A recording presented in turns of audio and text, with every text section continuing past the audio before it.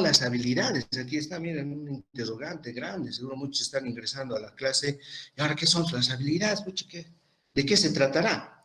Bueno, ¿cómo podemos definir nosotros una habilidad, no? Una habilidad es, digamos, una destreza que uno adquiere, una habilidad es un conocimiento que va adquiriendo. En realidad, las habilidades son algo que vamos adquiriendo a lo largo del tiempo, ¿no? Y que nos permite realizar una determinada acción o función. Todos, en cualquier tipo de desempeño laboral, están las habilidades, ¿no? Bueno, los carpinteros tienen que tener habilidad en el manejo de herramientas, porque si no tienen esa habilidad, de hecho, no van a poder realizar su trabajo de forma adecuada. Lo mismo pasa con nosotros. Nosotros, los médicos, debemos ir adquiriendo estas habilidades a lo largo de nuestra formación. Por eso son tan importantes y en semiología son básicas, ¿no es cierto?, las habilidades. Entonces, ¿cómo las definimos? Las definimos como esa destreza, como dice acá, o esa disposición que adquirimos, porque nadie nace con una habilidad, a no ser que sea un artista, ¿no es cierto? Algunos sí nacen, solamente los cantantes, los pintores, como nacen con esa disposición, digamos, pero en el caso nuestro, nosotros vamos adquiriendo estas habilidades, estas destrezas, estos conocimientos, para realizar de manera adecuada, como dice acá, ¿no? Y finalista una determinada acción. O sea, que el hecho de adquirir estas destrezas, estos conocimientos, tiene un fin. Es el fin de realizar una acción, pero de forma adecuada y que tenga una finalidad, un objetivo, ¿no? Porque podemos aprender algo, podemos adquirir una habilidad, pero adquirirla de forma errónea, de forma equivocada. Y eso nos va a llevar a una serie de, digamos, de sucesos que nos van a permitir o nos van a terminar en un diagnóstico erróneo, en un mal manejo del paciente y en cosas peores, ¿no? Entonces, no es simplemente adquirir una habilidad, sino adquirirla de forma adecuada y correcta. Y eso es lo que tenemos que hacer ahora. Y entonces, estas habilidades, cuando hablamos de la parte semiológica y de la medicina, se dividen en tres, ¿no? Tenemos las habilidades cognitivas, que se refiere al conocimiento, que esta es una buena la habilidad que muchos ya la tienen, lo único que vamos a hacer es ordenar ahora, ¿no? Y los que no, pues vamos a ir adquiriendo, ¿no es cierto? La habilidad cognitiva, el conocimiento. Esto lo vamos a adquirir simplemente estudiando, leyendo, ¿no? Ese es el objetivo. Conocer, conocimiento. Es una de las habilidades, de las tres más importantes que tenemos que adquirir. La otra es la habilidad psicomotora, la habilidad psicomotriz. ¿A qué se refiere eso? La habilidad manual, la destreza manual. Porque para poder explorar un paciente, por ejemplo, los que han tenido la oportunidad, ¿no? Digamos, les ha llegado un paciente, a ver, examinen el pulmón. Y ahora, ¿cómo se examina un pulmón? Ucha, a ver, ¿qué hago? Ausculten. ¿Cómo se ausculta? Eso es habilidad psicomotora. A ver, percutan, a ver, tal vez tiene matidez, o está este paciente con neumotórax, vean el timpanismo, ¿no? Los doctores así les dicen, y uno, ¿qué es eso? Y ahora, ¿cómo se percute? ¿Qué es percusión? Entonces, ahí está, esa es habilidad psicomotriz. ¿Cómo realizar esa determinada destreza manual, en este caso, para obtener información? Una habilidad también importantísima, ¿no? Pero ninguna de estas son complementarias si no está la tercera habilidad, y es la habilidad de comunicación, que muchos se olvidan. Muchos se olvidan de esta habilidad, ¿no? La habilidad de comunicación es sumamente importante, igual que estas otras dos, porque solamente teniendo las tres funciona la situación, ¿no? Si solo tenemos habilidad cognitiva y no tenemos habilidad procedimental o psicomotora, menos comunicación, olvídense, no vamos a llegar a ningún lado porque las tres se complementan, ¿no? O quizá tenemos habilidad de comunicación, ¿no? Comunicación se refiere a interactuar verbalmente con el paciente, obtener esa información. Puede ser, hay muchos médicos, digamos, que tienen muy buena habilidad de hablar, comunicarse con el paciente. Pero si el médico no tiene el conocimiento necesario, ¿de qué sirve, digamos, que tenga buena comunicación? O si no tiene la habilidad psicomotriz, si no tiene esa habilidad, esa destreza manual para poder obtener información, de nada sirve que tengamos buena comunicación. Entonces, fíjense cómo se complementan las tres habilidades. Y estas tres habilidades es el objetivo de esta rotación y el objetivo para toda su carrera posterior y profesional, ¿no? Entonces recuerden, para que nosotros obtengamos información de un paciente, la interpretemos esa información y luego la traduzcamos en un tratamiento posterior, necesitamos tener habilidades cognitivas, habilidades psicomotoras o procedimentales y habilidades de comunicación, ¿no es cierto? Nos va a tocar en algún momento ver un paciente con ascitis, como el paciente hepatópata quizá que han visto en el hospital, ¿no? Los pacientes hepatópatas a veces terminan con ascitis, Bueno, hay que drenarle porque este paciente ya no está, ya no puede respirar. Bueno, así, atención. ¿Y ahora cómo se drena? Hay que funcionar. ¿Dónde hay que funcionar? Habilidad cognitiva. ¿Cómo vamos a funcionar? Habilidad psicomotriz. ¿Y cómo voy a lograr que mi paciente acepte eso? Habilidad de comunicación. ¿No? Entonces, fíjense, ahí está. Las tres se complementan y las tres juntas nos van a permitir a nosotros llegar a un diagnóstico. ¿Por qué? Porque estas tres habilidades nos permiten recoger información del paciente, ¿no? Nos permiten obtener esa información necesaria que nos permita llegar a un diagnóstico.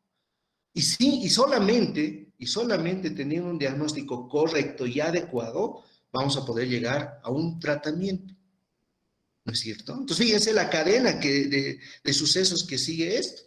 Si no tenemos estabilidad, imposible, no vamos a llegar. Quizá lleguemos a un diagnóstico, sí, pero no va a ser un diagnóstico adecuado.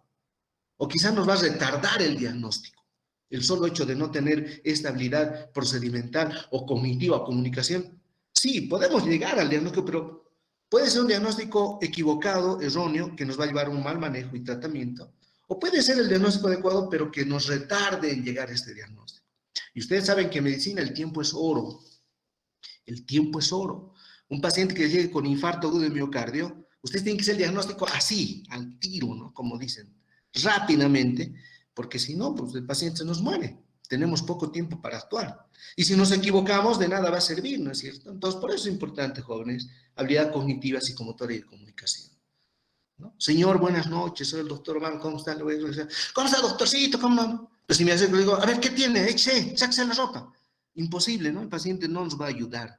Vamos a crear ahí una barrera en lo que es la comunicación y así tengamos gran conocimiento, gran habilidad psicomotriz. Imposible, no vamos a obtener información porque el paciente se va a cerrar frente a nosotros. Entonces, fíjense, todo es importante y todo es complementario. Eso nos permite llegar a un diagnóstico y a un tratamiento correcto, ¿no es cierto? Entonces, fíjense, aquí está, las habilidades cognitivas de comunicación psicomotrices o psicomotoras permiten y confieren al médico lo que se llama la competencia médica, ¿no es cierto? La competencia médica que ahora está muy de moda porque pues cada año egresan como 300, 400 médicos, ¿no es cierto? ¿Y dónde van a trabajar muchos de esos médicos? Están trabajando en fábricas, en taxis, ¿no? ¿Por qué? Porque muchos de aquellos no tienen estas habilidades y no tienen la competencia necesaria para poder desenvolverse de forma profesional. Ahí está la importancia. Y además, estas habilidades nos permiten actuar frente al paciente, la actuación médica, con seguridad, con conocimiento, con todo esto, ¿no es cierto? Nos permiten actuar, tomar decisiones, porque de eso se trata en medicina, ¿no es cierto? Tomar decisiones, haremos esto está pasando ya, ¿no es cierto? Mucho de esto tiene que ver con las habilidades, nos permiten actuar. Entonces, esto nos permite llegar a una hipótesis diagnóstica y al manejo final del paciente. Y si todo está correctamente llevado a cabo, pues de hecho no nos vamos a equivocar y nuestro paciente va a ir muy bien, va a mejorar, ¿no es cierto? Entonces, eso es el objetivo de las habilidades, ¿no? También estas habilidades nos permiten realizar procedimientos, ¿no?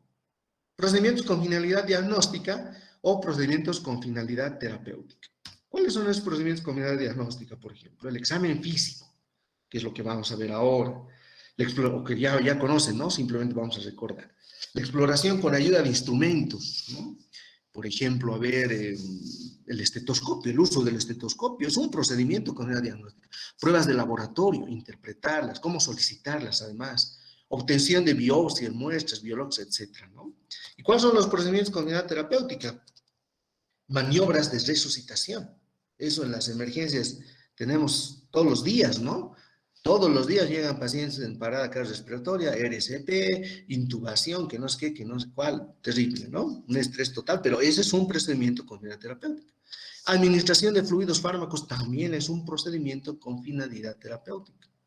Ayuda a mecanismos fisiológicos, correcto. La diálisis, por ejemplo, ¿no es cierto?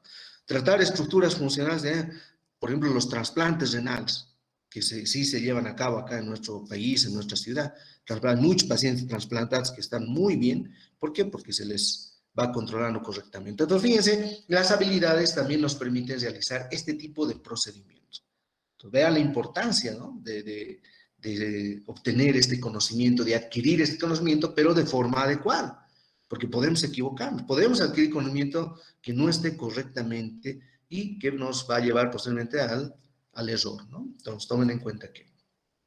Entonces, todo esto de las habilidades está dentro de lo que a nosotros nos interesa, la semiología. ¿Qué es la semiología, jóvenes? Eso ya saben muy bien, así que no vamos a indagar mucho en aquello, ¿no? Como dice aquí, la rama es una rama de la medicina, yo diría la piedra angular de la medicina, no porque yo sea docente de semio, ¿no? Sino porque durante mis ya casi 15, 16 años de práctica médica, pues uno se da cuenta que lo primero que va a emplear cuando está frente al paciente es la semiología, es importantísima. Las otras también son sumamente importantes, todo es importante, pero aquí vamos a comenzar, ¿no? Entonces, es una rama de la medicina que se ocupa de la identificación de las diversas manifestaciones de enfermedad. Pero aquí aumentaría algo más, ¿no? No solo de las manifestaciones de enfermedad, sino también de salud. Muchos pacientes vienen a un controlcito, ¿no? ¿Cómo está, doctorcito? Está bien para que me controle. ¿Y qué molestia ha tenido? No, nada, doctor, estoy re bien. Bueno, pues algo tengo que hacer con este paciente, pues está viniendo a buscar, digamos, qué sé yo, alguna orientación, ayuda, un control, como dicen. Entonces también es para identificar manifestaciones de salud, no solo de enfermedad, ¿no? Y entonces esta semiología, esta rama de la medicina, tiene dos vertientes importantes, ¿no? O dos digamos, columnas vertientes. Una es la semiotecnia y la otra es la clínica propedéutica. La semiotecnia, como dice acá, es esa parte de la semiología que se encarga de obtener información, o sea, se encarga de obtener la información de estas manifestaciones, ¿no es cierto? A través de varias técnicas que se aplican. Eso es semiotecnia. Y la clínica propedéutica es la interpretación que vamos a dar a esta información. ¿Qué significa para nosotros, por ejemplo, obtener durante la semiotecnia un paciente que tenga matidez a nivel del tercio inferior de mi tórax derecho? ¿A qué significa? Eso es semiotecnia, por la semiotecnia que he obtenido que tiene matidez. Y ahora, ¿qué significa que tenga matidez a ese nivel? Eso es clínica propedéutica. Quizás sea un síndrome de condensación, puede estar cursando una neumonía. Correcto, ¿no es cierto? Entonces, ambas son complementarias. Por eso les decía, un buen libro de semiología, tiene ahí en la tapa y dice semiología clínica propedéutica y semiotecnia, ¿no? Tal como dice el libro de Argente, por ejemplo, o el libro de Raimundo Llano. Entonces son muy buenos libros. Ahora hay algunos libros o textos que se ocupan más de la semiotecnia, que son buenísimos también. Ahí está el manual de Mosby, por ejemplo, o el libro de Barbara Bates, que es excelente, ¿no? Yo tengo los videos de ese libro de Barbara Bates y los vamos a ir viendo a lo largo de los módulos, más otros videos hermosos que tenemos hechos por nuestros auxiliares. Pero hay algunos libros que son, digamos, más encaminados a la parte técnica, ¿no? Semiotecnia. En cambio, hay otros que se van más a la parte interpretativa, como lo que es el libro de Argente, ¿no? Tiene incluso casos clínicos, ¿no? Muy bonito. El libro de Raimundo Llano también nos habla mucho de la clínica propedéutica, la interpretación, y ahora, ¿qué significa esto que estamos encontrando? ¿En qué patologías puede estar presente? Entonces, esa es la importancia de la semiología. Ambas vertientes son sumamente complementarias, ¿no? Entonces, todas estas manifestaciones, nosotros las vamos a recoger a través de los signos y síntomas, ¿no? El que en realidad es la esencia de la semiología. Es el conjunto de signos y síntomas producto de manifestaciones tanto de salud y enfermedad que nos permiten llegar a un diagnóstico. Esa es la semiología, signos y síntomas, ¿no? Que las vamos a recoger a través de la semiotecnia y las vamos a interpretar a través de lo que es la clínica propedéutica. Entonces, ¿qué es semiotecnia? Ahí está. Son métodos, procedimientos y recursos técnicos para la obtención de signos y síntomas. Es lo que vamos a ir viendo a lo largo de todos los módulos que vamos a ir abarcando, ¿no? Cómo vamos a percutir, cómo vamos a palpar. Seguro muchos ya saben, ¿no? Y algunos tal vez tienen dudas. Pues ahora los vamos a ir, digamos, corrigiendo o complementando o aprendiendo estas técnicas, ¿no es cierto? Cómo se percute, por ejemplo. Hay muchas técnicas percutorias, cómo se ausculta, no es simplemente colocarse el estetoscopio, hasta cómo colocarse el estetoscopio es importante, jóvenes, ¿no? Todo eso vamos a ir viendo, esa es la semiotecnia. ¿Para qué? Para que obtengamos información a través de la enfermedad, a través de los signos y síntomas. Y la clínica propedéutica, como ya hemos indicado, es la descripción o caracteres de los síntomas de tal forma que hay que darles una interpretación, una calificación, ¿no? Esa es clínica propedéutica. Entre ambas vamos a permitir llegar a un diagnóstico, pronóstico y finalmente tratamiento. Entonces habíamos dicho que es el conjunto de signos y síntomas, semiología. Entonces, ¿qué es un signo y qué es un síntoma? Esto ya, de hecho, lo sabemos, vamos a recordar. El síntoma, como dice acá, es una manifestación subjetiva de enfermedad, ¿sí? Correcto. Que es percibida solo por el paciente, exactamente. Eso es la manifestación así a letra seca de lo que es síntoma, ¿no? Y el signo es toda manifestación objetiva de enfermedad, que es descubierta por el médico generalmente. Sin embargo, hay manifestaciones que comparten ambas definiciones. Puede haber manifestaciones que en algún momento es síntoma y en determinado momento se torna signo, o al revés, que empieza como signo y posteriormente empieza como síntoma. Entonces, no hay que ser tan estrictos, ¿no es cierto? Hay muchas manifestaciones que son estrictamente síntomas. El ejemplo más característico es el dolor, porque solo el que siente el dolor puede describir qué es lo que está sintiendo, ¿no? Es muy subjetivo. Lógicamente hay escalas para determinar el nivel de dolor y demás, pero solamente el que siente el dolor es el que puede saber qué es lo que está pasando, ¿no? Pues una manifestación muy subjetiva. Es el ejemplo más característico de síntoma. En cambio, signo es aquello que podemos observar, ver, percibir, cuantificar, medir, ¿no es cierto? Es objetivo. Eso nos permite, digamos, darle una determinada cuantificación. Ese es el signo. Pero en determinados momentos hay manifestaciones que comparten ambas definiciones. En algún momento es signo y en otro es síntoma, ¿no? Un ejemplo de esto es la disnea, por ejemplo. La disnea o disnea, que es la sensación subjetiva, dice, ¿no? Inicial, desagradable de falta de aire. Bueno, en determinado momento es síntoma, pero en algún momento en que se hace un signo, porque es evidente, ¿no es cierto? Es evidente y podemos cuantificarlo además. Entonces, vamos a tomar en cuenta esta situación que hay ciertas manifestaciones que comparten ambas definiciones, ¿no? Puede ser síntoma o signo. Sin embargo, hay que saber que síntoma es algo subjetivo y signo es algo objetivo, ¿no es cierto? Por eso dicen signos vitales. Ah, porque es algo objetivo, podemos medir, cuantificar, como vamos a ir viendo. Entonces, tanto los signos como los síntomas nos van a permitir obtener la información que en este caso se llama síndrome. El conjunto de signos y síntomas obtenidos a través de la semiotecnia y a través del análisis de esto, nos van a permitir llegar al síndrome. Es eso simplemente el síndrome, conjunto de signos y síntomas. Luego el diagnóstico, pronóstico y tratamiento. Entonces, ¿qué es diagnóstico? ¿No es cierto? Esto proviene de la palabra griega, diagnostikei, ¿no? Bueno, que no es nada más que la identificación, conocimiento de la enfermedad, explicación de juicio de un determinado proceso morboso, ¿no? Eso es diagnóstico, es conocer a través, ¿no? Entonces, conocer la enfermedad, ese es el diagnóstico, identificarla, conocer, darle una explicación determinada a un proceso que el paciente esté cursando. Eso es diagnóstico. Y entonces el diagnóstico puede ser provisional o puede ser definitivo, ¿no? Dentro del diagnóstico provisional existen muchos otros que de hecho lo conocen. El diagnóstico por intuición, por ejemplo, está ahí, ¿no? Por comparación, por raciocinio, por hipótesis, etc. Son diagnósticos provisionales. Pero nosotros nos vamos a concentrar en este, sobre todo, en el diagnóstico definitivo. Entonces, el diagnóstico definitivo abarca a su vez, perdón, estamos aquí, ¿no? El diagnóstico definitivo abarca a su vez tres diagnósticos, ¿no? El primero, al que siempre debemos llegar, es el diagnóstico sindrómico. ¿Qué es eso? Conjunto de signos y síntomas. Nada más que eso, ¿no? Y eso lo vamos a obtener fácilmente a través de nuestras habilidades y de otras herramientas que vamos a ir viendo enseguida. Vamos a obtener nuestra información, vamos a identificar signos y síntomas, los vamos a interpretar y vamos a tener nuestro diagnóstico sindrómico. Eso es lo primero que debemos hacer. Sin embargo, el diagnóstico sindrómico simplemente es eso, el conjunto de signos y síntomas, ¿no? No es muy específico. Entonces necesitamos además, para tener el diagnóstico definitivo, llegar a un diagnóstico anatómico. El diagnóstico anatómico se refiere a identificar el sitio exacto donde está la determinada lesión que nos esté produciendo estos signos y síntomas del síndrome identificado, ¿no? Ese es el diagnóstico anatómico, identificar el sitio exacto de la lesión.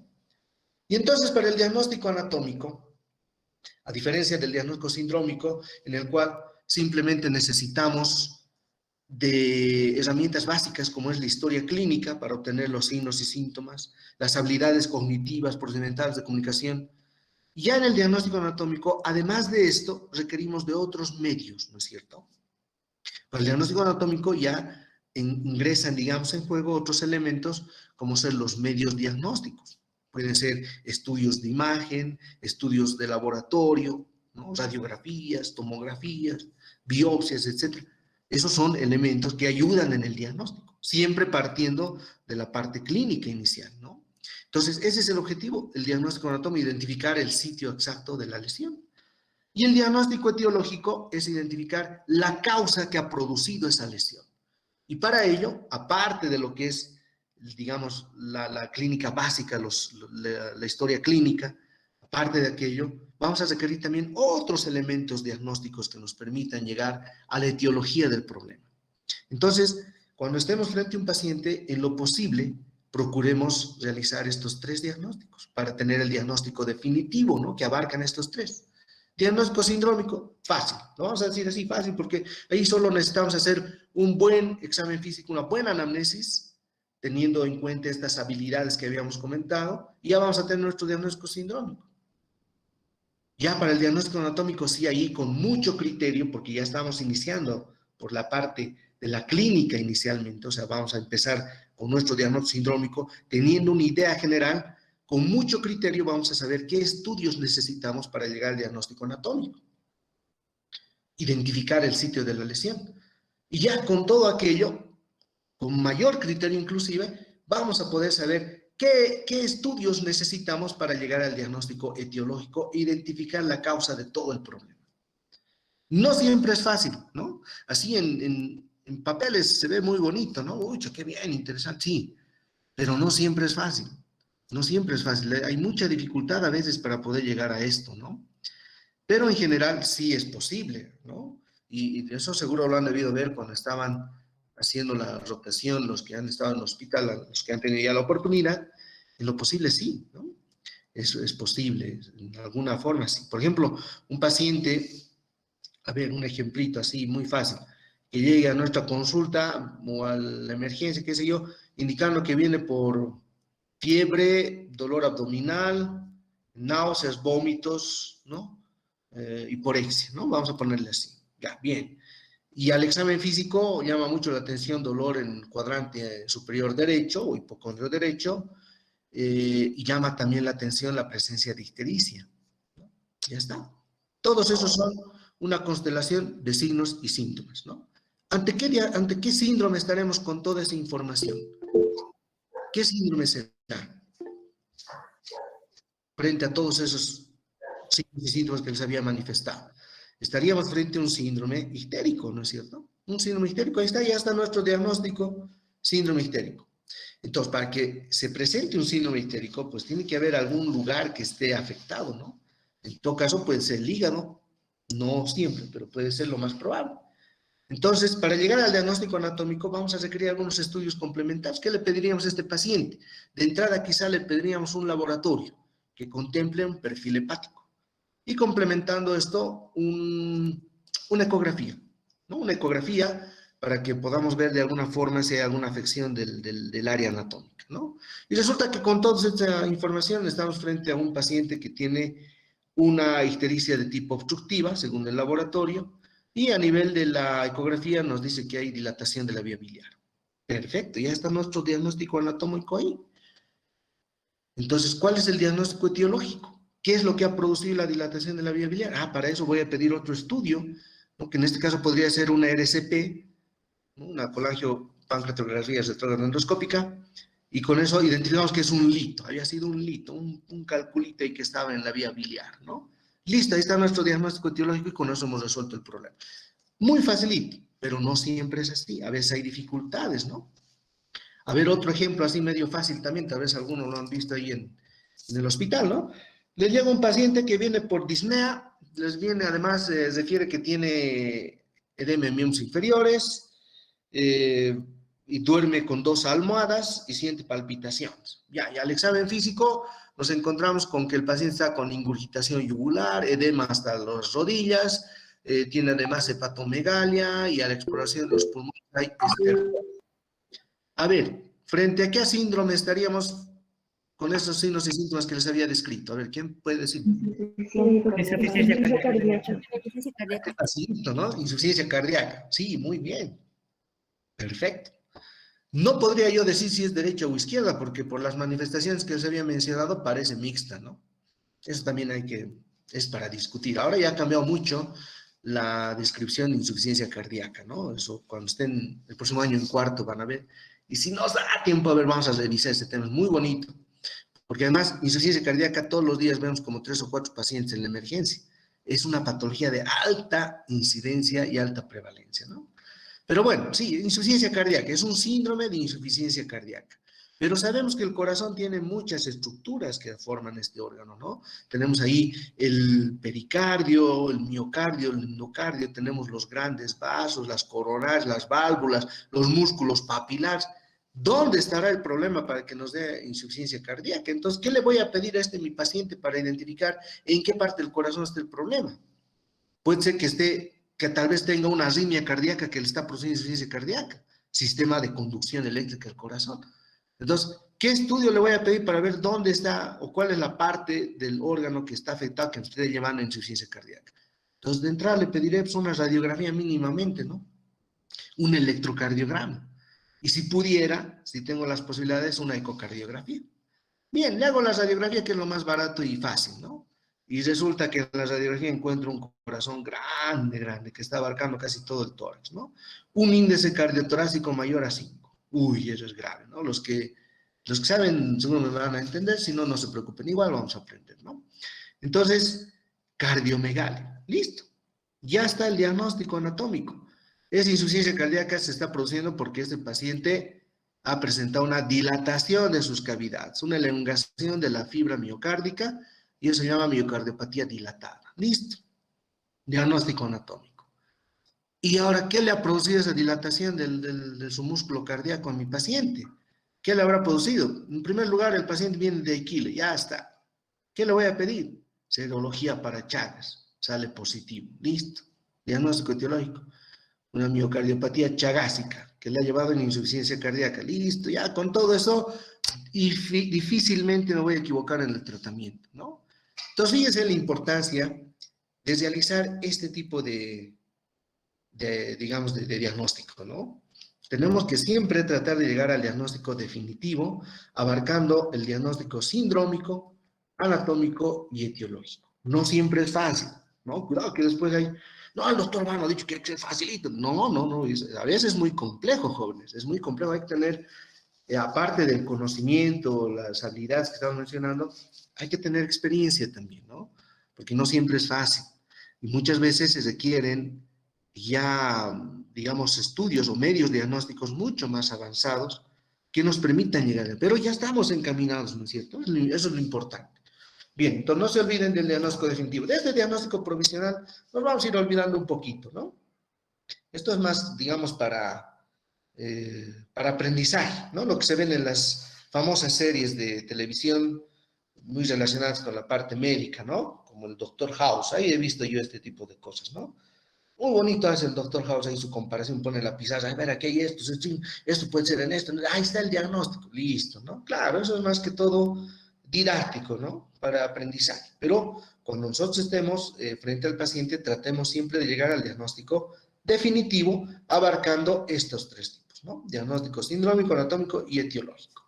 Entonces, una vez que tengamos el diagnóstico, nosotros estamos en plena capacidad de poder hablar de pronóstico, ¿no? Siempre y cuando tengamos nuestra habilidad cognitiva bien adquirida.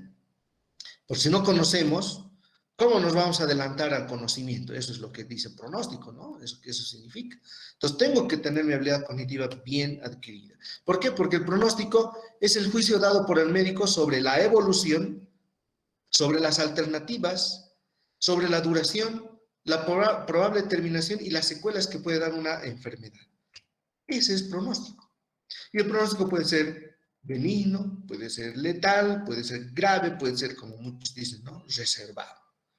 ¿Qué significa reservado? Bueno, ya directamente es un pronóstico malo, ¿no? Pero bueno, ahí está reservado. Entonces, para hablar de pronóstico, nosotros tenemos que tener nuestra habilidad cognitiva bien adquirida, porque solo así, conociendo bien esa enfermedad que gracias a la habilidad cognitiva de comunicación y procedimental y gracias a la semiología hemos podido llegar a ese diagnóstico, y yo tengo además el conocimiento, digamos, la enfermedad que mi paciente tiene es COVID, ya, muy de moda, ¿no? Pero bueno, es COVID, y yo conozco bien la enfermedad, bueno, yo estoy en la plena capacidad de poder hablar de pronóstico en función de toda la información que he recogido hasta ese momento, ¿no?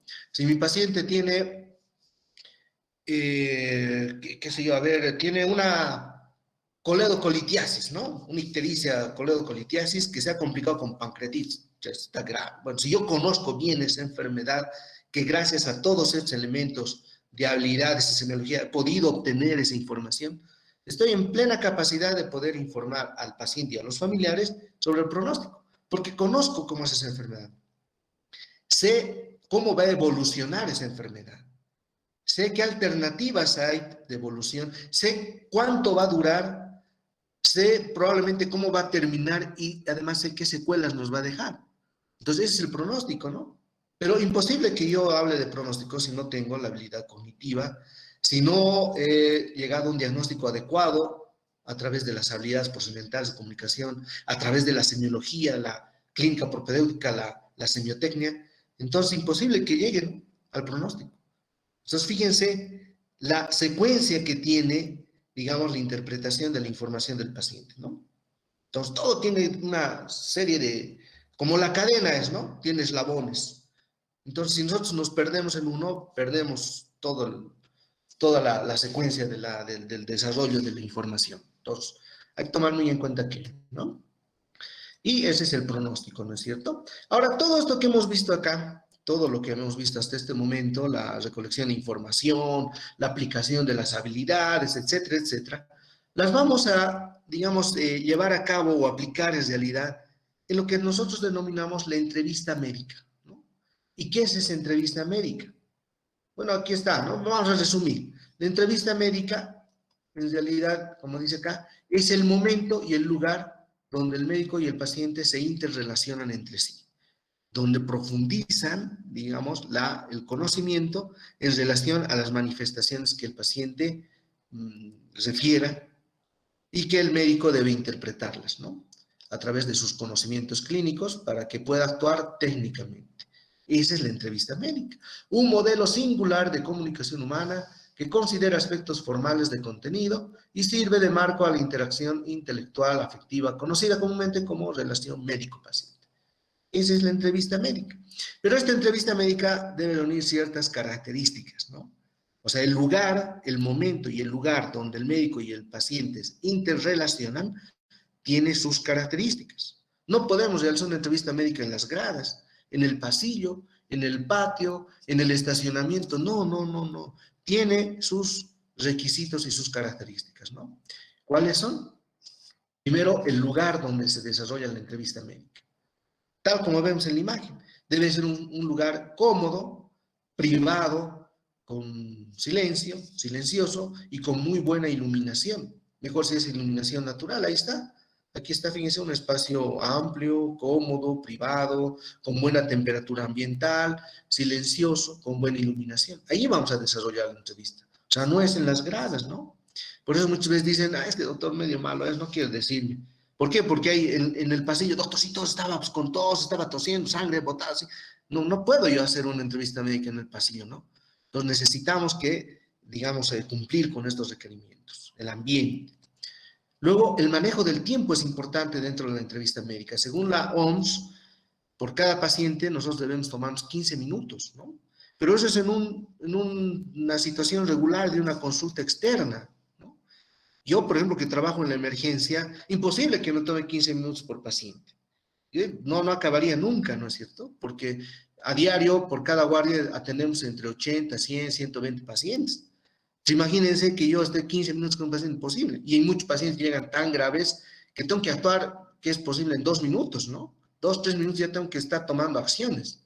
Entonces, el manejo del tiempo, cuando hablamos de una consulta regular, según la OMS, son 15 minutos, ¿no? Y este tiempo debe ser programado. ¿no? No podemos improvisar el tiempo, tiene que ser programado, por eso hay la cita médica, ¿no? Tiene que ser planificado, el médico planifica su consulta médica. Y el médico debe conducir la entrevista, eso es importante, porque hay muchos pacientes que son verborreicos, que les gusta, digamos, comentar o contarnos desde que han nacido, ¿no? Entonces nosotros tenemos que saber conducir, pero de forma adecuada, ¿no? Decirle, ya está muy bien, pero a ver, un poquito más vamos a, qué sé yo, vamos a priorizar la información, ¿no? De una forma correcta y adecuada, conducir la entrevista, ¿no? Que sepa el paciente que nosotros necesitamos una determinada información, a eso se refiere, ¿no? Luego también la actitud y la preparación profesional, esto es importante, jóvenes, ¿no? Cuando estamos frente al paciente, y aquí la imagen nos dice todo, fíjense, la cara de contento que tiene el señor, ¿no? Fíjense, feliz está, Felipe se debe llamar. Y el doctor, claro, es que quién no va a estar feliz, un doctor con su corbatita, bien recortadito, su lentecita más intelectual, bien planchadita y su batita blanquita, no es sucia, ¿no? Así, da gusto, y si de paso el médico le ha atendido bien, le ha explicado todo, belleza, ¿no? Eso se refiere la actitud y preparación profesional. Nosotros como médicos debemos tener actitud de servicio, ser serenos cuando estemos frente al paciente dentro de nuestras funciones, debemos tener esa preparación profesional adecuada desde la presentación, ¿no? Fíjense, ser íntegros desde la puntualidad. Si nosotros necesitamos al paciente 8 en punto tenemos que estar ahí. No podemos estar haciéndole esperar al paciente, aunque se llame paciente, entre comillas, no podemos estar haciéndole esperar media hora, una hora, ¿no? 8 en punto de su cita, 8 en punto el médico tiene que revisar, ¿no? A eso se refiere. Trato adecuado para cada paciente, ser respetuoso, eso es importante, jóvenes, ¿no? Eso es algo que se ve que muchos están perdiendo. Yo veo muchos jóvenes internos que están viniendo al hospital y viene un señor mayorcito, ¿no? Y del tercer viejito con su bastoncito. A ver, entra, sentate pues. ¿Qué te duele? ¿Por qué estás viniendo? ¿No? O sea, tuteando a un señor mayor, no. Debemos tratarlo de usted, ¿no es cierto? Señor, buenas tardes, ¿cómo está? O sea, a eso se refiere el trato adecuado para cada paciente, ¿no? Si nos llega un paciente que viene del campo, que sabemos que su nivel, digamos, de conocimientos no es muy alto, pues tenemos que hablar de tal forma que nos comprenda y nos entienda, ¿no es cierto? A eso se refiere. Ser cordial y formal, tal como vemos acá. El saludo es importante. Buenos días, presentarse. Soy el doctor Obando. ¿Cuál es su nombre? Mucho gusto, le vamos a hacer la atención, ¿no? Mantener la autoridad, pero no ser autoritarios, ¿no es cierto? No decir, a ver, siéntese, cállese, ¿quién sabe más? ¿Usted o yo? ¿Quién es el médico aquí? Esas son frases que no debemos hacer uso, ¿no es cierto? Mantener la autoridad de forma adecuada, correcta. Actitud intachable, puntuales, sobre todo, ¿no? Eso es importante. Entonces, todo eso se refiere a lo que es la entrevista médica, ¿no? Sus características que debemos tomar en cuenta. Y ahora, ¿cuál es la herramienta que nos va a permitir aplicar todo esto que hemos visto acá, toda esta información? Es la historia clínica, que ustedes ya la conocen muy bien, así que vamos a ir viendo así bastante puntual, ¿no? La historia clínica es la herramienta que vamos a utilizar desde hoy hasta el fin de nuestros días profesionales, ¿no? Hasta el día que nos jubilemos. Y eso, estando jubilados, vamos a seguir haciendo historia clínica, aunque ustedes no crean. Hasta en los quehaceres diarios aplicamos historia clínica, ¿no? Porque esto tiene que estar así, bien impreso en nuestra mente, en nuestra memoria, en nuestro cerebro, tiene que estar así, sellado, ¿no es cierto? Con los ojos cerrados tengo que saber hacer historia clínica. No necesito tener una hojita impresa, ¿no? No, tengo que saber aquí de memoria. Esa es la historia clínica, porque es la herramienta fundamental, la principal herramienta que nos va a permitir actuar, nos va a permitir recolectar información y todo lo relacionado con el paciente. Entonces, ¿qué es la historia clínica? Hay muchas, digamos, definiciones, ¿no? Pero como dice acá, es la narración escrita de la enfermedad ocurrida en un paciente, así como de sus antecedentes en un determinado momento y la evolución dentro del tiempo, ¿no es cierto? Esa es la historia clínica. Y hay muchas otras definiciones más. Por ejemplo, dices, es un documento médico, lógicamente, es un documento que solo nos sirve a nosotros los médicos, ¿no? Que solo nosotros podemos entenderlo, interpretarlo y demás.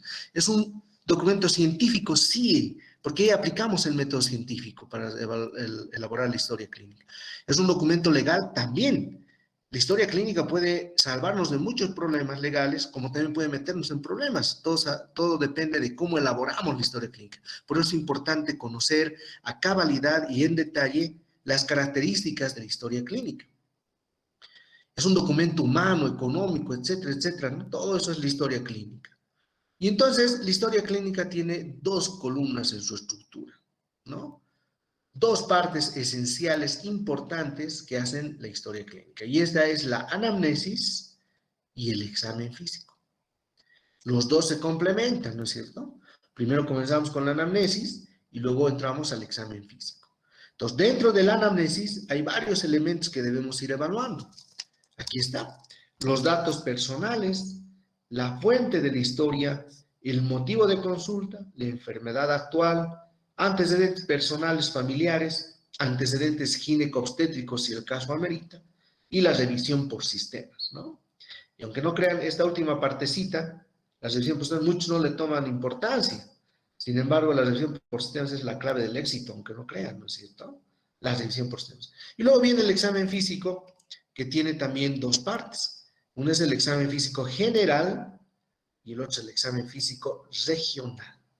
Y es precisamente este examen físico regional el que vamos a ir desarrollando a lo largo de los siguientes meses, ¿no? En nuestra rotación. El examen físico regional, por ejemplo, examen físico de cuello, examen físico de mama, examen cardiopulmonar, tórax, etcétera, etcétera, ¿no? Entonces, eso es lo que vamos a ir viendo. Pero un poquito recordemos acá, ¿no? Para que estemos ya bien consolidados en el conocimiento de la historia clínica. Entonces, dentro de la anamnesis están los datos personales. ¿Cuáles son los datos personales? Ahí está el nombre, lo primero. Una historia clínica no es historia clínica si no tiene registrado el nombre de quién o a quién pertenece esa historia clínica, ¿no? Entonces, el nombre es importante, completo, nombre completo del paciente. La edad también es importantísima, ¿no? ¿Por qué? Porque ya nos permite, digamos, la edad, más o menos identificar dentro de qué tipo de patología puede estar el paciente. No es lo mismo un paciente de 6 años que otro de 25 u otro de 78, ¿no? Entonces, el grupo etario ya nos da mucha información en relación a la prevalencia e incidencia de ciertas enfermedades, ¿no? En los niños, por ejemplo, es más frecuente las patologías infecciosas, ¿no? Infecciosas, los niñitos tocan todo, se llevan todo a la boca, etcétera, diarreas, vómitos. En cambio, ya en los jóvenes es más frecuente la patología inflamatoria y también infecciosa, ¿no? Y en los ancianos ya es predominante la patología neoplásica degenerativa. Entonces, si por ejemplo un niño viene con dolor de las articulaciones, probablemente es un proceso inflamatorio, traumático, ¿no? Pero si viene un viejito de 70 y tantos años con dolor en las articulaciones, quizás es una osteoartrosis degenerativa. Entonces, la edad es un elemento importante que nos va a orientar en el diagnóstico, ¿no? Ya desde la edad. Viene un paciente niño, ya más o menos sé qué enfermedades puede tener. Viene un paciente anciano, también ya sé qué enfermedades puede tener. Si entra a la emergencia un joven, así como usted, de 20 y tantos años, con dolor en el pecho, y luego entra otro paciente de 80 años con dolor en el pecho, son dos cosas muy diferentes, ¿no? Un joven con dolor en el pecho difícilmente va a ser un infarto. Ese joven quizá ha peleado con su novia y por eso está ahí con dolor en el pecho. En cambio, un señor de 80 años que venga con dolor en el pecho, eso, hasta que no se demuestre lo contrario, es infarto de miocardio. Entonces, fíjense la forma en que nos permite actuar, ya solo viendo la edad del paciente, ¿no? Entonces, ahí está el nombre, la edad. Luego, el sexo también es importante, ¿no? Y muchos me dirán, pero doctor, si ya está el nombre, ¿para qué el sexo? Porque el sexo también es importante, nos permite identificar ciertas patologías, ¿no? Que tienen mayor prevalencia en un determinado género. Hay enfermedades que son mucho más frecuentes en el varón y otras mucho más frecuentes en la mujer. El lupus eritematoso, por ejemplo, es mucho más frecuente en la mujer en relación al varón. Es raro ver un paciente masculino con lupus. Es cierto que hay, pero es raro, ¿no? La relación de 9 a 1 más o menos. Lo mismo la gota. La gota, por ejemplo, es más frecuente en el varón y más raro en la mujer. ¿Hay en la mujer? Sí hay, pero es muy raro, ¿no es cierto? La hipertensión arterial también, ¿no? Y así otras patologías que podemos ir mencionando. Entonces, el sexo. Y también es importante el sexo, porque hay muchos nombres que son ambiguos, ¿no? Que parecen de mujer o parecen de hombre, no se sabe bien, el sexo ahí nos va a aclarar, masculino, femenino. El ejemplo típico es Denis, ¿no?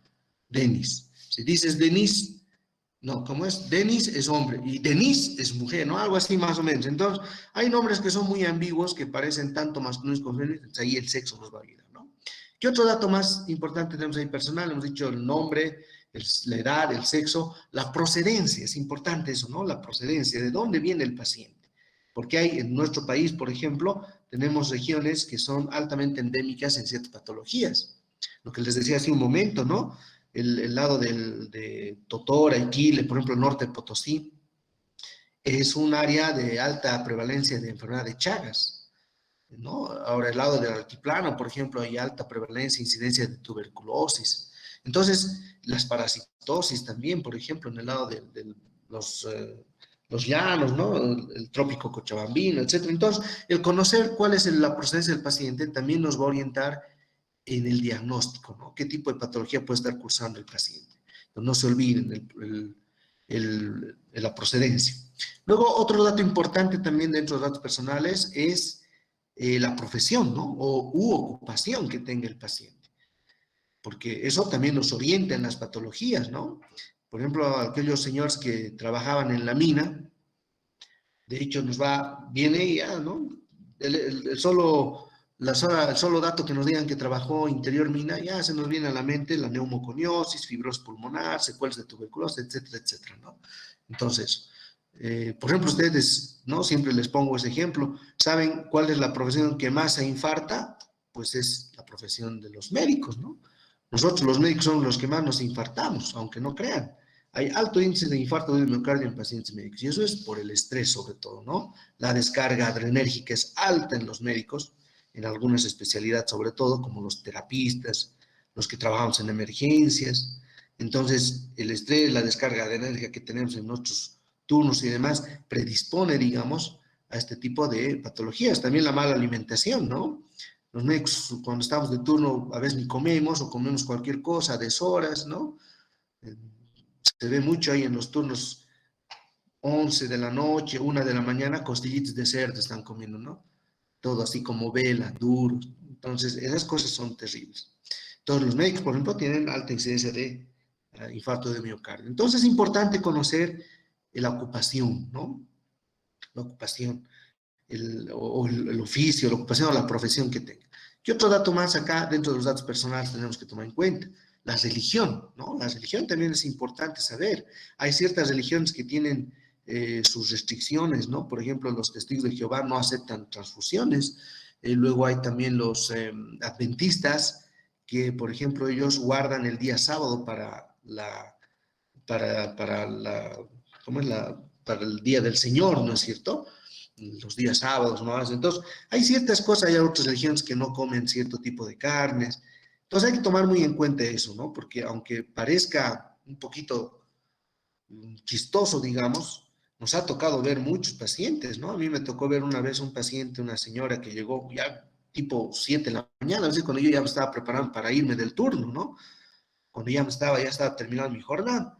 Y llega una señora así, choqueada, ¿no? Choqueada. Cuando entra, pálida, hipotensa, diaforética, choqueada y joven, ¿no? Entonces, ¿qué pasa? Está choqueada, mucha ya. No, debe ser una hemorragia ya. Entonces, ¿qué hacer? ¿No? Hemorragia digestiva. Inmediatamente transfusión, pues no hay otra. La paciente inconsciente, vino sola. Ni modo, transfusión, ya, transfusión. Le han pasado la transfusión, el paciente mejoró. Ya después de que ya estaba pasando el segundo paquetito, la paciente ya despertó, ¿no? Bien, ya, ¿cómo está? Ya su presión mejoró, todo viendo todo, ¿no? Y había sido un caso de una hemorragia digestiva. ¿Qué me estaban poniendo? Sangre. Soy testigo de Jehová. Listo, ¿no? Ya. Terrible. Y fue un problema grande porque luego vino la mamá, que por qué le han puesto sangre. Es terrible, ¿no? Porque si uno, digamos, revisa un poquito las religiones y demás y leen los libros que ellos utilizan, pues uno se da cuenta que realmente para ellos es terrible el hecho de que reciban una transfusión, por ejemplo, ¿no? Derivados de sangre. Entonces, ya estaba grave la cosa, ¿no? Yo estaba ahí metido. Pues si no hacíamos eso, pues no, la señora se iba a morir, se iba a morir.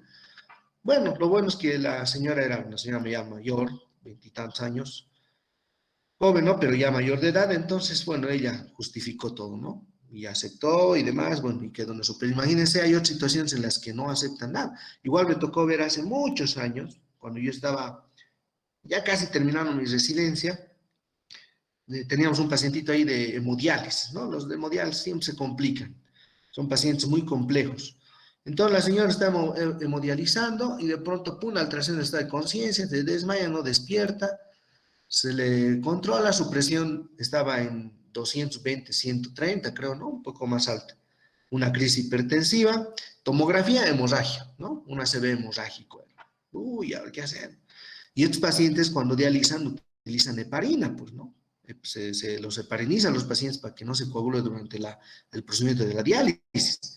Entonces, más la hipertensión, más la heparina, pues eso estaba sangrando por todo lado, ¿no? ¿Qué hacemos? ¿Qué hacemos? Entonces, la única solución en ese momento era transfundirle los elementos de la coagulación que estaban inhibidos, ¿no? Por la heparina. Entonces, ¿dónde se consiguen esos elementos? En el plasma fresco congelado. Porque resulta que para la heparina hay un antídoto, ¿no? Que se llama el sulfato de protamina. Pero les estoy hablando pues, de hace 16, 17 años atrás. Cuando buscamos sulfato de protamina, no había en ningún lado sulfato de protamina. No había en Bolivia, no había en Sudamérica. No había, ¿no? Bueno, entonces lo único era plasma fresco congelado, un hemoderivado. Se les dice a los familiares, la paciente era testigo de Jehová. No, no. Pero se va a morir. No, no importa. Que se muera, pero no, no y no y no. Si hay protamina, tráiganos protamina, pero no hay ningún lado, no es que. Bueno, la paciente fue a terapia intensiva y creo que a los 2 días falleció, ¿no? Y a la semana llegó el sulfato de protamina porque la iglesia de la paciente hizo todos los trámites que trajeron desde Europa, creo, ¿no? Y teníamos en la caja, era la única institución que había sulfato de protamina, ¿no? Pucha, era terrible. Pero fíjense, han preferido que el paciente fallezca, ¿no? Y si nosotros incurrimos por querer actuar bien, digamos, en esa situación, o no nos fijamos que en la historia clínica decía ahí religión determinada y actuamos, podemos meternos en serios problemas legales, ¿no es cierto?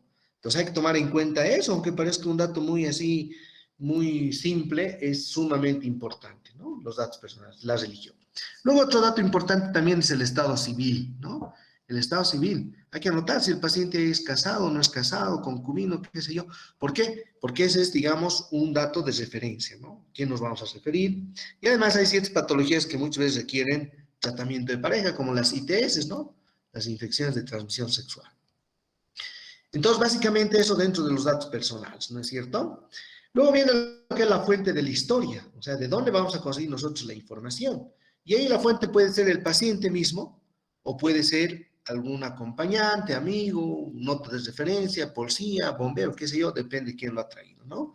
Y también hay que describir si es la fuente del paciente, si es la fuente de la historia el paciente o alguna otra persona, si además es de confianza o no es de confianza, ¿no? Si es confiable o no es confiable. Eso es importante registrar en la historia. Porque hay muchos pacientes que puede ser el mismo paciente la fuente de la historia, pero es nada confiable. ¿Por qué? Porque el paciente se cayó, se tequeó y está completamente desorientado. O es un paciente alcohólico, ¿no? Los alcohólicos generalmente confabulan, se inventan cosas, entonces no es confiable. O sea, hay que registrar eso, ¿no? Para que se tome en cuenta. Luego viene lo que es el motivo de consulta y la enfermedad actual. En realidad, la enfermedad actual es la esencia de la anamnesis, ¿no? Es el elemento fundamental donde se va a describir y se va a narrar todos los eventos que el paciente refiere en un momento determinado en relación a la enfermedad que está cursando. Esa es la enfermedad actual. Pero el motivo de consulta también es parte de esto, ¿no?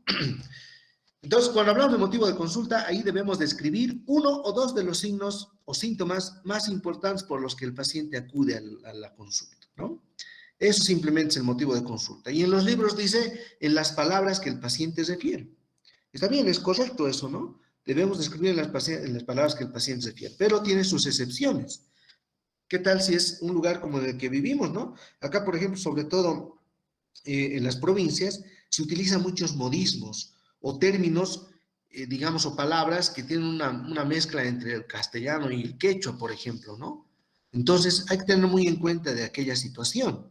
A veces el paciente o los familiares, dentro del motivo de consulta, nos refieren signos y síntomas que hay que interpretarlos, ¿no? En pediatría, por ejemplo, van a escuchar mucho a las mamás que vienen y dicen, ¿qué le ha pasado a ese? Tiene chuchu, dicen, ¿no? Chuchu, ¿qué es el chuchu? Como el chachu, ¿no? Pero no es eso.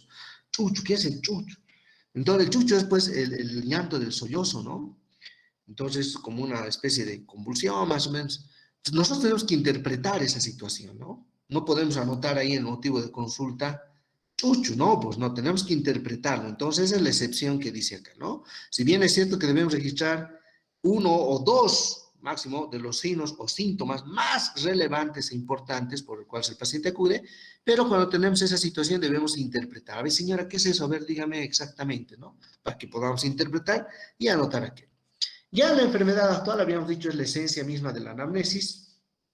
Aquí debemos desarrollar cada uno de los signos y síntomas que pudiéramos, digamos, identificar, ¿no? Debemos desarrollar en cuanto al el tiempo de evolución, forma de inicio, tipo, características, irradiación, o sea, todas las características de cada uno de los signos y síntomas que pudiéramos identificar, debemos desarrollarlos acá en la enfermedad actual. Y aquí sí ya podemos utilizar terminología técnica, ¿no? El paciente nos dice, doctor, estoy con dolor de cabeza desde hace 2 semanas, cefalea de 2 semanas de evolución. Listo, ¿no es cierto? Entonces aquí sí debemos utilizar terminología técnica, ordenar, ¿no? Y de eso se trata, por eso la enfermedad actual, la anamnesis, se trata de ordenar, digamos, la narración que nos hace el paciente de forma de que podamos saber cuál ha sido primero, ¿no? Con qué empezó, luego qué vino, cuánto tiempo de evolución tuvo entre uno y otro síntoma, con qué otro síntoma se asoció, etcétera, etcétera. Entonces, de eso se trata la enfermedad actual. De tal forma de que cualquier médico, pueda ser capaz de poder ya aproximarse al diagnóstico solamente leyendo la enfermedad actual. Si eso es posible, quiere decir que esa enfermedad actual está bien elaborada, ¿no es cierto? Si cualquier médico, entendido lógicamente en la materia, lee la enfermedad actual, lee la enfermedad actual y dice, esto puede ser tal cosa, perfecto, eso significa que está muy bien elaborada, porque quiere decir que la enfermedad actual está muy bien narrada, muy bien descrita en cuanto a la evolución que ha tenido cada uno de los signos y síntomas del paciente, ¿no? Que ha sido primero, luego que ha venido. Entonces, automáticamente se va, digamos, trazando esa línea de tiempo que nos permite poder identificar la patología, ¿no? Entonces, esa es la enfermedad actual. Además, aquí en la enfermedad actual tenemos que caracterizar, ¿no? Como habíamos dicho, cada uno de los signos y síntomas que hemos identificado. Si el paciente nos dice dolor, muy bien. ¿Desde cuándo? ¿Cómo empezó el dolor? ¿Qué tipo de dolor es? ¿Dónde se localiza el dolor? Si irradia o no se irradia el dolor. ¿En qué momento empeora? ¿En qué momento mejora? Etcétera. O sea, todo en relación al dolor. Si el paciente nos dice vómitos, lo mismo. ¿Desde cuándo son los vómitos? ¿Cómo empezó los vómitos? ¿Los vómitos se asocian a náuseas o no se asocian a náuseas? ¿Es más frecuente en la mañana, en la noche, es vespertino, matutino, etcétera, etcétera, ¿no? ¿Qué características tiene el vómito? Porráceo, es vómito fecaloideo, bilioso, etcétera, etcétera. Entonces, todo eso tenemos que ir investigando, indagando, preguntando, ¿no? Orientándonos. Entonces ahí es donde dice, por ejemplo, hemos visto en lo que es la entrevista médica, el médico debe dirigir la entrevista. De eso se trata. Nosotros tenemos que ir buscando, pero no tenemos, digamos, que influir en las respuestas. Eso es algo importante que tenemos que tomar en cuenta. A veces el médico, por querer recabar más información, por querer más o menos encuadrar su cuadro clínico, pues como que influye en las respuestas, ¿no? Y le dice al paciente, pero usted ha tenido tos, ¿verdad? Estuvo tosiendo, ¿no? Y entonces, sí, pues doctor, ¿no? Ni modo. Entonces no tenemos que influir en las respuestas, tiene que ser tal como el paciente nos refiera, ¿no? Entonces eso se refiere a lo que es la enfermedad actual, donde está, aquí estamos, ¿no? También aquí en la enfermedad actual debemos describir qué tratamientos pudo haber recibido el paciente previamente y a qué atribuye su enfermedad. A veces esa simple pregunta nos va a dar, digamos, una idea mucho más clara del diagnóstico, ¿no? Viene el paciente con diarrea, vómitos, dolor abdominal, fiebre, y ahí le decimos, más o menos, ¿por qué cree usted que está así? Me comí tripitos ayer en la cancha, doctor. Ya listo, ya está el diagnóstico, ¿no? Gastroenteritis, tóxico, infección, punto. Entonces, no se olviden de preguntar también a qué atribuye el paciente esa enfermedad, ¿no? Entonces, la enfermedad actual es la esencia de la anamnesis, no se olvide. Aquí es donde tenemos que poner todo nuestro empeño para obtener la mejor y mayor información posible, pero siempre teniendo en cuenta, digamos, el orden, ¿no es cierto? ¿Cuál ha sido la cronología de los hechos? Como los investigadores, por eso la historia clínica digamos, utiliza el método científico, ¿no? Con los investigadores ahí con su lapicito, bien a ver qué ha pasado, qué ha sido primero, desde cuándo, etc. De eso se trata, porque solo así vamos a obtener la información necesaria para poder llegar a un buen diagnóstico, un diagnóstico adecuado, no un buen diagnóstico, sino un diagnóstico correcto y adecuado. También dentro de la anamnesis está lo que son los antecedentes personales, los antecedentes familiares y, si el caso, digamos, corresponde, los antecedentes ginecobstétricos, ¿no? Entonces, dentro de los antecedentes personales, ahí habría que investigar todo lo que está descrito, ¿no es cierto? Vivienda, hábitos, costumbres, alergias, transfusiones, cirugías previas, enfermedades de la niñez, de la infancia, de la adolescencia, del adulto, todo aquello que concierne en relación a los antecedentes personales, enfermedades previas, etcétera. ¿Por qué? Porque en determinado momento esta información nos va a permitir poder llegar a un diagnóstico más certero y adecuado, ¿no? Los antecedentes personales. Luego también los antecedentes familiares. Es importante buscar patologías familiares, enfermedades previas, etcétera, porque eso nos orienta en el diagnóstico. A mí imagínense una señora que venga con un nódulo en la mama, ¿no? Me levantó un bultito, un nódulo en la mama.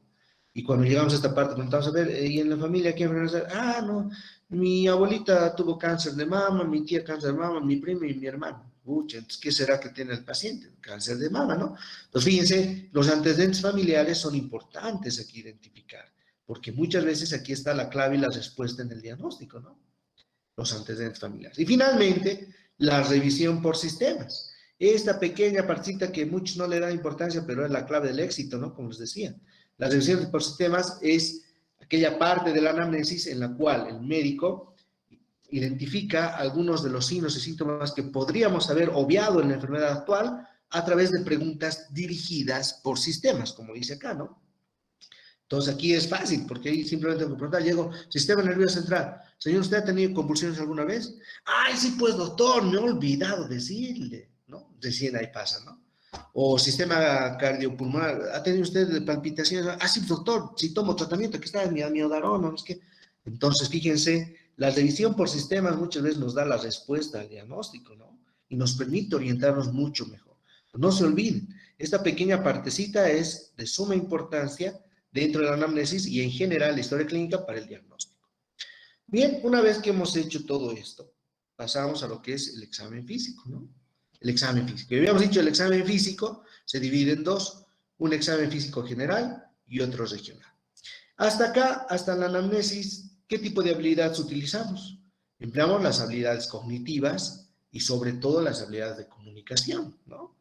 Tengo que conocer, saber qué pregunto, qué espero, qué respuesta espero encontrar. Y comunicación, tengo que lograr que el paciente sea capaz de que me informe todo aquello que yo estoy necesitando, ¿no? Es comunicación. Señor, buenas noches, ¿cómo está usted? Le vamos a hacer comunicación.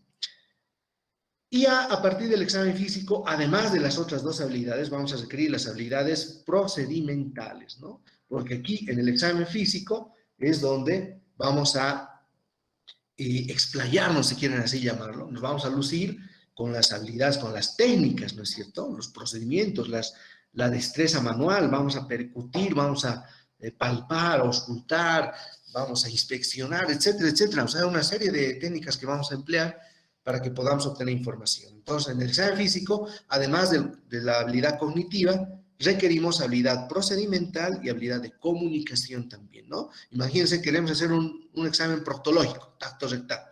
Ya está bien, tengo el conocimiento, tengo la habilidad procedimental, pero si no le explico a mi paciente, si no me comunico con él y obtengo el consentimiento, imposible, no voy a poder hacer el examen, ¿no? Entonces, de eso se trata el examen físico, ¿no? Y el examen físico tiene dos partes, habíamos dicho, el examen físico general y el examen físico regional. Vamos a ver el examen físico general, ¿no? Ahí está. Bueno, esto es algunos, digamos, algunas características en relación a lo que hemos visto, ¿no? Fíjense, el interrogatorio. Hay que saber escuchar y hay que saber dirigir la entrevista, dice, ¿no? Entonces aquí hay un feedback, ¿no? Donde la fuente puede ser el paciente y también el médico. Va a haber un mensaje, ¿no? Y va a haber un receptor, donde también puede ser el paciente o el médico, ¿no? En este caso, cuando el médico es el que está explicando, va a ser la fuente y el receptor va a ser el paciente. Cuando el médico está preguntando, va a ser el receptor el médico y la fuente va a ser el paciente que nos va a dar la información, ¿no? Y toda esa información es el mensaje. Y esto va en una u otra dirección, ¿no? Por eso hay un feedback. Ese es el interrogatorio. Entonces hay que saber qué preguntar, habilidad cognitiva. No influir en las respuestas, es lo que les decía, ¿no? No influir en las respuestas. Tomar nota de la información que se recoge, tal como vemos acá. Pero esto que dice tomar nota, hay que tener mucho cuidado, ¿no? Porque aquí dentro de estas recomendaciones hay un punto importante que se llama el contacto visual con el paciente. A veces por querer escribir todo, ni siquiera miramos al paciente, ¿no? Todo lo mete a escribir ahí con la mirada en la hoja. Pues no debemos hacer eso. Fíjense, aquí el médico sí está registrando, pero está permanentemente viendo al paciente. Y cuando quiere escribir algo importante, pues ahí anota, ¿no es cierto? Tomar la información, tomar nota de la información, registrar en las fichas clínicas y presentar la información. O sea, aquí básicamente lo que nos piden es que hagamos una edición, si quieren, ¿no? Vamos a recoger aquí la información, si quieren, ahí con sus abreviaturas, como quieran, pero siempre teniendo cuidado de prestar esa atención al paciente en todo momento. Luego lo registramos y presentamos la información, ¿no? Ah, esto es lo que les decía. Mucho cuidado con el lenguaje no hablado. Ahí está, y la imagen nos dice todo, ¿no? A ver, fíjense la expresión de este paciente. Pucha, qué bacán, este doctor más se habla por teléfono, ni me escucha, y tan caro todavía me cobran, ¿no? Típico. Entonces hay que tener mucho cuidado con esta parte, jóvenes, ¿no? La actitud, como le habíamos dicho, tiene que ser una actitud de servicio. O sea, siempre tenemos que estar con esa actitud de que queremos ayudar al paciente. La expresión del rostro también es importante, ¿no? A veces el paciente llega con un resultado de laboratorio, nosotros sacamos el resultado y abrimos los ojos así, ¿no? Ya, eso ya es malo, pues eso más, lo vamos a ver más adelante, se llama iatrogenia, ¿no? Entonces, la expresión del rostro es importante, el tono de la voz, ¿no es cierto? El contacto ocular, lo que les decía, aquí no hay eso. Por eso es que aquí el paciente está completamente, no, mejor me voy, ¿no? No le pago. La presentación personal, también lo que habíamos ya comentado, ¿no? Y cuando hablamos del examen físico, aquí tenemos también que tener cuidado de algunos requerimientos, ¿no? Por ejemplo, respetar el pudor del paciente. Esto es sumamente importante, jóvenes, sumamente importante. Por eso que cuando realizamos el examen físico en el ambiente adecuado, que es el consultorio, debemos tener ahí una sabanilla siempre a disposición, ¿no? Y no se olviden cuando den su examen al final de la rotación, si es que seguimos en modalidad virtual, no se olviden tener una sabanita ahí para que cubran áreas que no van a explorar del paciente. Porque a ver, ¿a qué paciente le va a gustar echarse en la camilla semidesnudo y que 5 o 6 personas le estén viendo alrededor? A nadie, ¿no es cierto? O sea, hay que cuidar el pudor del paciente y eso es cubriendo las áreas del cuerpo que no vamos a explorar con una sabanilla. Ser delicado al momento del examen. Es cierto, podemos ser muy hábiles con las manos, pero a veces al ser muy hábiles podemos lesionar al paciente. Por ejemplo, una mala palpación. Aquí está el hígado, a ver, mete tu dedo hasta adentro, mete. Eso es grave, ¿no? Porque vamos a producir lesión en el paciente, incomodidad, dolor, etc. Entonces, debemos ser delicados al momento de realizar la evaluación, ¿no? El examen. Disponer de todo el material necesario, lógicamente, debemos tener ahí todo, guantes, portaobjetos, qué sé yo, lo que sea necesario dependiendo de qué es lo que vamos a realizar. Respetar las medidas de bioseguridad, esto sí, no cabe duda, el uso de guantes, barbijos, y etcétera, etcétera. Informar al paciente, habilidad de comunicación también, ¿no? Y la despedida, que también es habilidad de comunicación. Entonces, cuidado que hagan examen proctológico y luego se vayan sin decirle al paciente que ya han terminado y que se puede vestir. Eso es lo importante, ¿no? Explicar al paciente, despedirse, ese señor, ya hemos concluido, puede vestirse, etcétera, etcétera, ¿no? Entonces son recomendaciones del examen. Y el examen físico, habilidades psicomotrices, ¿no? Es cierto que son importantísimas las habilidades cognitivas y de comunicación, pero cuando hablamos de examen físico, hablamos de habilidad procedimental. Entonces, habilidad psicomotriz aquí tenemos que tener bien adquiridas, ¿no? Y es lo que vamos a ir aprendiendo a lo largo de las siguientes clases. Ahí está, fíjense, un consultorio muy bonito donde está todo, su camillita, basurerita, etcétera, etcétera, ¿no? Disponer de material necesario, respetar por el paciente, delicadeza al momento de examinar. Ahí está, fíjense la satisfacción de este señor, ¿no? Aquí el doctor explicando, va a tomar pues así, caballero, lo va a partir en cuatro, incluso hay otros que dibujan, ¿no? En 4, la pildorita, y solo este que está tomando, va a las 8 cuando se entra el sol, así. Entonces el paciente se va feliz, ¿no? Qué contento. Y el doctor también está contento porque está seguro que van a venir 10 más, ¿no? Por recomendación de él. Entonces, fíjense la importancia de esta situación, ¿no? Respetar las medidas de aislamiento, informar al paciente, despedida. Son cosas que a veces parecen simples, pero llegado al momento son muy relevantes. Muchos pacientes, solo el hecho de escucharlos, prestarles esa atención, se sienten bien. Ya ni requieren tabletas y se van así de felices. Me ha tocado ver muchos de los pacientes en la emergencia, ¿no? ahí estoy con un paciente convulsionando y una viejita, sí, doctorcito, que mi esposo me ha dejado, que no sé qué. Ucha, pero como ya, a ver, como sea, ¿no? Escuchando, ya está bien, señor, ya, listo, feliz se va, ¿no? Ya, sano, no necesita más nada. Entonces, mucho importa, o es muy importante esta situación que estamos explicando acá, ¿no? Muy bien, entonces básicamente eso es cuando, en relación a lo que es el examen físico, la historia clínica, etcétera, ¿no? Ahora bien, les decía, vamos a ver ahora qué es lo que es ética médica, qué es ética en realidad en general, ¿no? Como dice que es una ciencia sobre la moral, su origen, desarrollo, sus reglas, normas de conducta, deberes hacia la sociedad, el Estado, una profesión, ¿no? Una profesión. Entonces, cuando hablamos de ética médica, no es nada más que esto aplicada a la medicina, ¿no? Bueno, y aquí está la definición de lo que es ética médica, una manifestación de la ética general en el área médica, ¿no? Conjunto de principios y normas que deben regir la conducta de los trabajadores en salud, en determinadas actividades profesionales específicas e encaminadas a lograr la preservación y el mejoramiento de la salud de las personas. Eso, ¿no? Preservación y mejoramiento de la salud. Sanas y el tratamiento adecuado y la recuperación de personas enfermas, dentro de un marco fraternal, humano, profundamente científico. Mucho. Ojalá, ¿no? Así tiene que ser. Entonces, si nosotros no cumplimos con todo aquello que habíamos visto hasta ahora, o pasamos por alto, o no tomamos en cuenta esas recomendaciones que habíamos revisado, pues entramos en un campo que se llama iatrogenia, ¿no? La iatrogenia.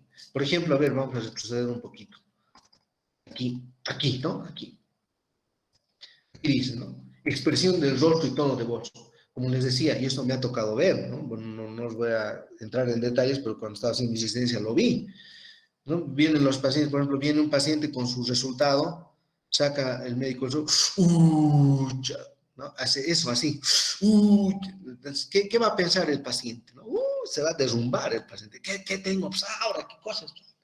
Eso es iatrogenia, ¿no? Entonces se refiere esto a la expresión del rostro, tono de voz. Hay que tener mucho cuidado con ese tipo de situaciones. Entonces, cuando nosotros pasamos por alto aquellas recomendaciones, nos salimos de esto que es la ética médica. Nos salimos de esto y entramos en un campo que a nadie le va a gustar y ojalá nunca nadie esté ahí, lo que se llama iatrogenia, ¿no? ¿Y qué es la iatrogenia? Es el trastorno producido o que tiene causa el propio médico, que tiene por causa el propio médico, o en un sentido más amplio, el que se deriva de la atención médica. Eso es iatrogenia. Y esta puede ser de dos tipos, puede ser físico o puede ser psicológico, ¿no? Psicológico cuando se daña la integridad psíquica, como el ejemplo que les acabo de decir, del individuo, ¿no? Y sus principios ético-morales, que incluso pueden repercutir en el agravamiento de las enfermedades orgánicas, ¿no? O también puede ser físico, no psicológico, cuando se daña la integridad física del individuo, por ejemplo, por la administración de un medicamento, por una mala administración, o por un medicamento que no era el adecuado, o por una operación mal hecha, o alguna actividad excesiva, o etcétera, etcétera, ¿no? Entonces eso es una iatrogenia física, pero también hay iatrogenia psicológica. Entonces hay que tener mucho cuidado con esta situación, porque aunque no crean, esto está muy de moda actualmente, ¿no? Muy de moda. Entonces, ¿qué tenemos que regirnos nosotros? Pues en lo que dice nuestra profesión, ¿no? Lo que estamos viendo, lo que acabamos de ver, y siempre centrarnos en lo que es la ética médica, ¿no? La ética en general, la ética médica, para que así evitemos, en todo caso, entrar a lo que es la iatrogenia. Pero también vamos a evitar entrar en este campo tanto desagradable, pues teniendo bien adquiridas nuestras habilidades cognitivas, procedimentales y de comunicación, ¿no? A veces por no aplicar las habilidades de comunicación se meten en problemas, ¿no? Por no haber explicado al paciente. Por eso, a veces, si alguna vez tenemos la oportunidad de ir al hospital, que yo les pueda llevar en grupos chiquititos, no sé, pero antes les llevaba, ¿no? De dos en dos, hacía la guardia. Pero ahí, por ejemplo, yo cuando veo pacientes que son complejos en el sentido de su enfermedad misma y en el sentido de la familia, ¿no? Porque a veces es bien difícil ese aspecto, me paso, aunque sea 10 minutos explicando, ¿no? Y les agarro la radiografía, les pongo ahí en el negatoscopio, el laboratorio, les digo, mire, esto es así, así, así, así. Comunicación. Listo. Agarro la historia, se explica, firmen aquí lo que les he explicado, pum, listo. Porque y eso muchos médicos hacen eso, ¿no? No solo yo, porque es una forma, digamos, de evitar entrar en este tipo de situaciones, ¿no? Y una vez me tocó ver una situación muy similar, ¿no? Llega una joven, una señora joven, ¿no? Unos 20 y tantos años, y su mamá tenía un problema neoplásico, tenía cáncer. Entonces estaba ahí muy mal la señora, ya agarramos la historia, revisamos y ya, pues en la historia estaba todo escrito, pero es importante hacer muy bien la historia, ¿no? Registrar todo de acuerdo a la normativa. Entonces ya en la historia el médico bien registró, decía su oncólogo, el paciente en etapa terminal de la enfermedad, con pronóstico malo a corto plazo, se explica a la hija sobre los desenlaces y la inminente muerte, sí, ¿no? O sea, bien clarito. Y al final, firmado la hija, ¿no? Con su carnet de identidad, todo. Bueno, la hija estaba muy ansiosa, por el hecho su mamá estaba muy enferma, estaba ansiosa, no se entiende también la situación, pero uno nos acercamos y le decimos, bueno, su mamita está muy mal, le decimos, no, seguramente usted ya sabe porque el doctor le explicó, a mí nadie me ha dicho nada, nadie me ha explicado nada, yo no sé qué es lo que tiene, hagan algo, ¿no? Así, esa es la expresión. Entonces, fíjense, le agarramos la historia, pero aquí está, usted ha firmado y aquí está, y recién se calmó, ¿no? Entonces, pasa esas situaciones. Para evitar eso es bueno siempre tomarse un tiempo y aplicar nuestra habilidad de comunicación, ¿no? Explicar. Cualquier otra situación, ¿no? Entonces, para evitar caer en lo que es la iatrogenia, ¿no? Eso es importante. Bien, examen físico general. Bueno, yo creo que vamos a quedar aquí, porque seguro estaban un poquito cansados.